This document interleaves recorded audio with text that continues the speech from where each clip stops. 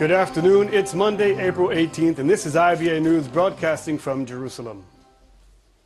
A major terror attack in Israel was thwarted after the army discovered a Hamas attack tunnel that penetrated hundreds of meters inside Israel near Kerem Shalom. In response, Hamas dismissed it as a drop in the ocean. Details of the operation were released for publication this morning. IBA's Margot Dudkevich has the story. The tunnel uncovered by the army was some 2 kilometers long and 30 meters deep and penetrated several hundred meters inside Israel. The reason for the gag order was to protect soldiers operating the length of the tunnel inside the Gaza Strip.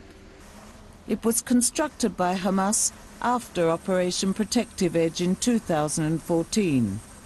The tunnel opening detected by soldiers in recent days was described as a technological breakthrough and the result of the fusing of systematic intelligence-based technology and engineering. Its discovery was not random. Since the beginning of the year, the Army's Gaza division has placed counter-tunnel measures detecting and destroying them as its #1 priority, deploying units who engaged in overt and covert operations as part of the effort. In recent days, while there was a noticeable beefing up of troops along the Gaza border, the Army repeatedly toned down warnings of a possible escalation, saying Hamas is not interested in an upsurge of violence. Days before the troop deployment, Israel stopped the transfer of cement to the Gaza Strip because the majority was being used by Hamas for its tunnel-building industry. For its part, Hamas marked the annual Palestinian Prisoners' Day yesterday. Hamas political chief Khaled Mashal warned the organization plans to free all Palestinian prisoners from Israeli jails.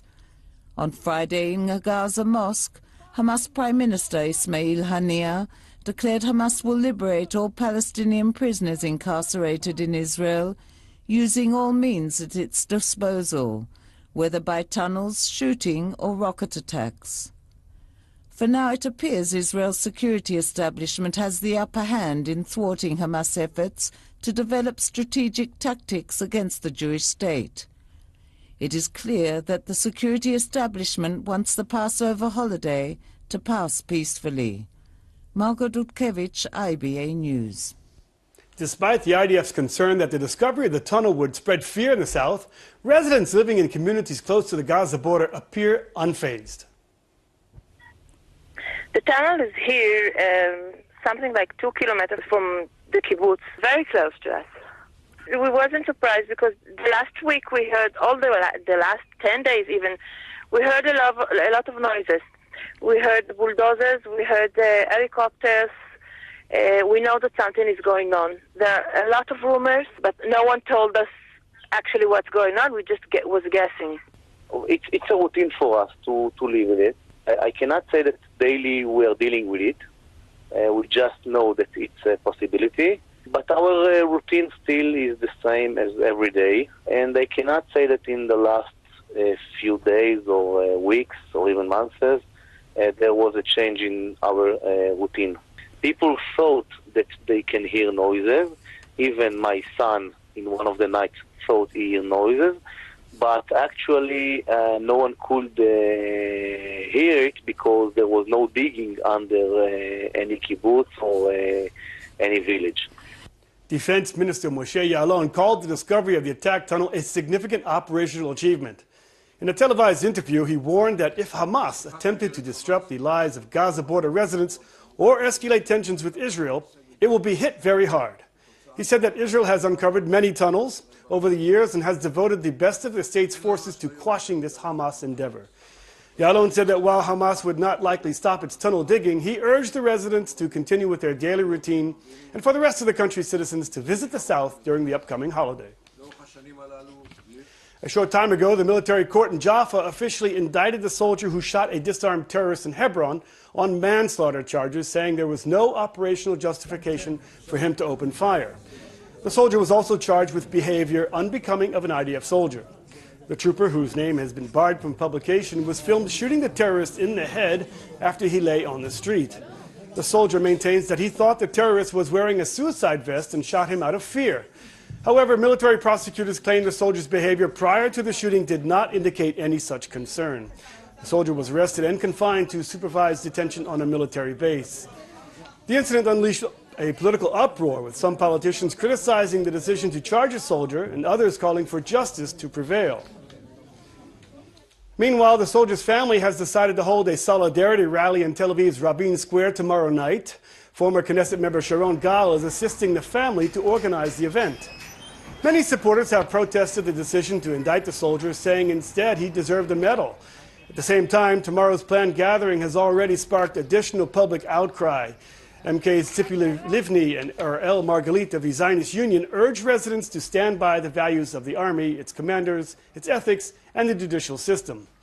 In wake of the developments, a number of prominent Israeli singers, including Eyal Golan and David Daor, who initially said they would perform at the rally, announced today that they were dropping out at the last minute, claiming that the entire event has become too political. An indictment was issued against 22-year-old Shatila Abu Eyada, the female terrorist from Kfar Qasim who carried out a stabbing attack in Rosh Hashanah earlier this month. The Israeli Arab resident was charged with attempted murder. During her interrogation, the woman admitted she was inspired to kill Jews following a dream she had where she envisioned the Prophet of Muhammad. After watching numerous bomb-assembling videos on the internet, she tried to make an explosive device using materials she purchased from several stores, but did not succeed. She then failed in another attempt to purchase automatic weapons. According to her indictment, the terrorists intended to plant the explosives in 2 restaurants in the Afek Industrial Park in Rosh Hashanah. She confessed that after failing to purchase a gun or produce a bomb, she decided to carry out the stabbing attack, injuring one Israeli woman before she was overpowered and arrested. 3 Palestinian construction workers at the Army's training base in the south, known as Ir Habadim, were caught watching Hamas propaganda films on their cell phones. A contractor responsible for the workers reported their activities to the authorities. The IDF spokesman said the workers were located in a fenced-off area separated by with the main complex. In the recent wave of violence, a number of Palestinians were spurred to perpetrate attacks after watching propaganda footage on their cell phones or computers. Ir Habadim is located some 30 kilometers from Beersheba and houses a number of training bases as well as an intelligence complex. In the coming years, the Army is set to relocate forces and a large part of its activities to the Negev base. Opposition leader and head of the Zionist Union, Isaac Herzog, is continuing to project calm. This after he was questioned under caution by police for more than 5 hours at the Lahav 443 unit Sunday afternoon. Herzog is being probed over suspicions that he received unlawful contributions during his successful campaign for the party's leadership in 2013. Following the questioning, Herzog told reporters he was confident of his innocence and that his name will be cleared of any wrongdoing.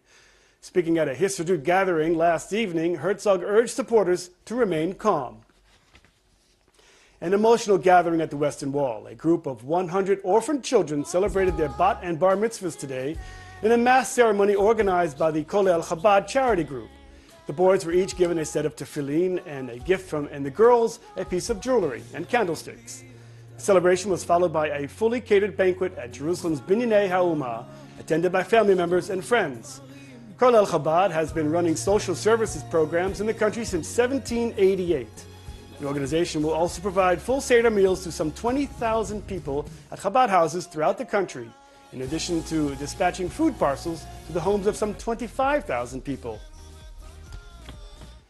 Another charity organization that is busy preparing for the upcoming Passover holiday is Nava, an NGO which for the past 13 years has been conducting a mass Seder for victims of terror, bereaved families, and orphans. Well, joining me now in the studio is Yitzhak Friedman, CEO and founder of Nava. Yitzhak, thanks for joining us. Can you tell us a little bit more about this endeavor? Sure. It all started about 12 years ago, and my wife and I just decided that the time has come to help. There was so much terror was going on. There were so many people being blown up on buses and killed, and it was just tragic. And my wife was sitting there on the couch, and she said, you know, when I was 14 years old, a bus just pulled over on the side over here, and it was terrible, killed many, many Jews, and they couldn't do anything. I was 14 years old, and now I want to do something. I want to help. Can you share with us some of the experiences in past Seders there? It must be very difficult. Sure. People come in very confused, a lot of anger, pain. hurt, and it's hard for them. The missing chair, the father that used to be there to answer the children's questions for the Manishtana, and the wife who doesn't have the husband suddenly to lead the Seder. What are they going to do? And for years it's been a question for them, what could they do? And we open the Seder and the phone doesn't stop ringing of people begging to come. They have no other place. And this year, as in the years in the past, we're packed. We take X amount of rooms in the beginning, and there's just so many requests from all of these orphans and widows. Well, the Seder is a time of unity. How do you fill in this gap there? How do you comfort people during the Seder? Well, the truth of the matter is, it's my wife, Tehila. She's an amazing woman. She really connects with these people right away, and she's got amazing staff, people that really know how to talk to them and really connect with them right away. And there are a lot of people that come year after year, so there's a lot of tremendous support. Each one that is having that feeling really connects with somebody else who knows the loss, really understands the loss, and that what makes it very comfortable for them. And the kids are great. They just so quickly get together and they become friends with other kids because they can share those feelings. So that unity actually binds them in a way. It's really amazing to watch. The kids, they just get into it, and the afikomen, with people coming around like Eliyahu Navi, and I feel that Eliyahu Navi is in the room because there's just so much love, so much pain turns into love at the same time. It's just so amazing to watch and see. Well, how are you able to accommodate this, and is there anything the public can do to help? Well, every year we take on the initiative with zero in the bank account, and we say Am Yisrael always is going to come through, and they always do. Am Yisrael Chai, and it's amazing to watch these people when they dance and they sing Am Yisrael Chai, even though they lost their children or their husbands or their wives. And every year Am Yisrael comes through, and this year we have a Head Start program, social media, and we're very close to finishing, but we need Am Yisrael's help, and I'm sure they're going to come through. We're like 35,000 shekels away, and I'm sure that if people want to locate you, how do they find you? Well, we've got a website, nava.org.il, and a Head Start program, and www.nava.org.il, and I think that people will come through, and they always have, and we're looking forward. Well, Yitzchak Friedman, the NGO of Nava, thanks for joining IBA Thanks News for being today. here. Great. Chag Sameach. And now to something different. Would you buy a car from a politician? Well, Democratic presidential hopeful Hillary Clinton's old Oldsmobile is for sale, as we see in this report from CNN. Sit down behind the wheel that Hillary Clinton used to sit behind. For sale, 1986 Oldsmobile Cutlass Sierra, a.k.a. the Hillary Mobile. My friends used to like to sit in it just to say, oh my gosh, I sat in Hillary Clinton's car. And now you can own it, complete with Clinton for Governor sticker. She took great care of it. As a former gardener at the White House, Mike Lawn has the perfect name. Hillary brought the car to Washington when the Clintons moved in, but since then, she's been driven. Last time I actually drove a car myself was 1996, and I remember it very well, and unfortunately so does the Secret Service, which is why I haven't driven since then. When leaving the White House, the Clintons auctioned off the Cutlass Sierra to staff, and Mike Lawn won it with a $2,000 bid. I originally bought it for my daughter, who was turning 16 and needed a car for school. But when Nikki Lawn laid eyes on it, she didn't exactly say, Cutlass Sierra, I want one. Oh no, a little bit old lady for me. So the Hillary Mobile sat for 16 years. Now Mike is auctioning it off on eBay. Only 33,000 miles. The front passenger seat has a tiny tear. And what did Hillary drop that stained the carpet? Comes complete with keychain and 2 pairs of Hillary's sunglasses left in the glove compartment.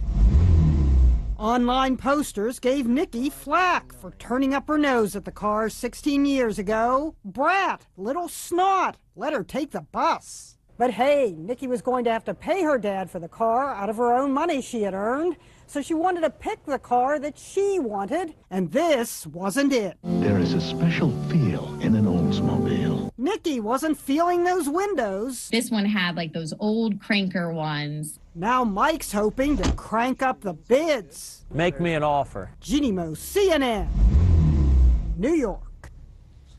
In financial news, the shekel today put in a mixed performance while share prices on the Tel Aviv Stock Exchange were down in late afternoon trading. Here are the numbers.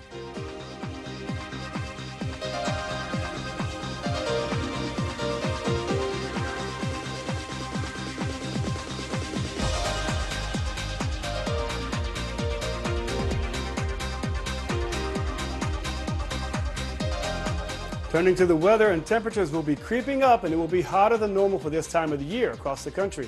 Here are the expected highs and lows at home and abroad for the next 24 hours.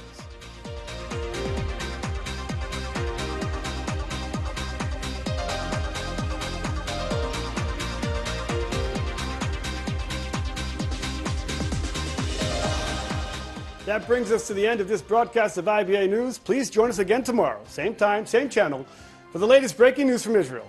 I'm Ariel O'Sullivan. Thanks for watching, and shalom from Jerusalem.